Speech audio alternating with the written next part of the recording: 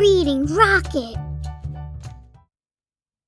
Disney, The Legend of Sleepy Hollow by Cara Stevens and illustrated by Alan Batson. Long ago, a new school teacher arrived in the small town of Sleepy Hollow. He was tall and thin like a scarecrow, with a small head and a pointy nose. His name was Ichabod Crane. Ichabod was a strict teacher. Some people liked him. Others, like Brom Bones, thought he was strange. Brom enjoyed playing tricks on Ichabod, but Ichabod never seemed to mind. Ichabod was soon invited to a Halloween party. He dressed in his nicest clothes. At the party, Ichabod ate and danced and laughed, charming everyone around him. It was a perfect night, until the host of the party called for his guests to tell scary stories. Ichabod did not like scary stories. Brom Bones was first. He was jealous of Ichabod because everyone liked him. Brom hoped his tale would frighten the school teacher so much that he would leave Sleepy Hollow forever. His story was about the Headless Horseman, a character who had a flaming pumpkin where his head should be. Every Halloween night, the ghost would ride through town looking for someone to trade heads with.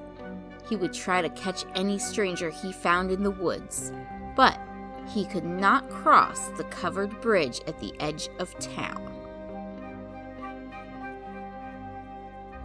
As Brom told his story, poor Ichabod grew very afraid. He was shaking right down to his boots. Although Ichabod knew the ghost wasn't real, the woods felt dark and scary as he traveled home later that night. The tree branches looked like hands reaching out to grab him. The crickets sounded like they were calling his name. The croaking frogs seemed to be saying, "Headless Horseman! Headless Horseman!" Frightened, Ichabod urged his horse to run. They raced blindly through the dark until they reached a clearing. After they'd stopped to rest, they still heard hoofbeats. Something was coming for them. They hid in fear. Ta-dum, ta-dum, ta-dum, ta-dum. When Ichabod realized the sound was just some reeds banging on a hollow tree trunk, he and the horse laughed.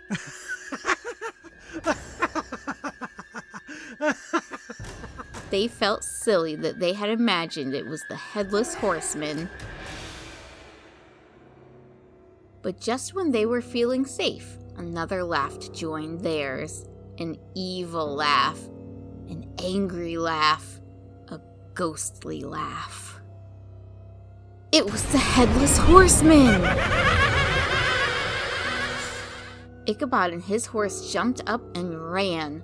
The ghost followed them into the woods, down the riverbank, through the water, and across the field. They raced away from the Headless Horseman, but the ghost wanted Ichabod's head, and it wasn't going to stop until it reached him. Finally, Ichabod saw the bridge in the distance. He remembered that crossing the bridge meant safety, so he urged his horse to go faster. With a final burst of speed, they made it across. But the Headless Horseman was not done. The ghost heaved its flaming pumpkin head straight at Ichabod Crane. The next morning, only Ichabod's hat and a few pieces of pumpkin were found lying on the ground. The school teacher was never seen again.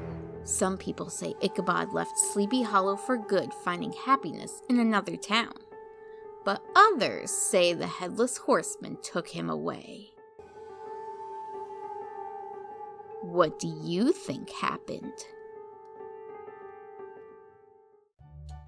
Thanks for listening. Don't forget to like and subscribe for regular uploads. If you have a favorite book you'd like read, go ahead and leave it in the comments. Until next time, friends!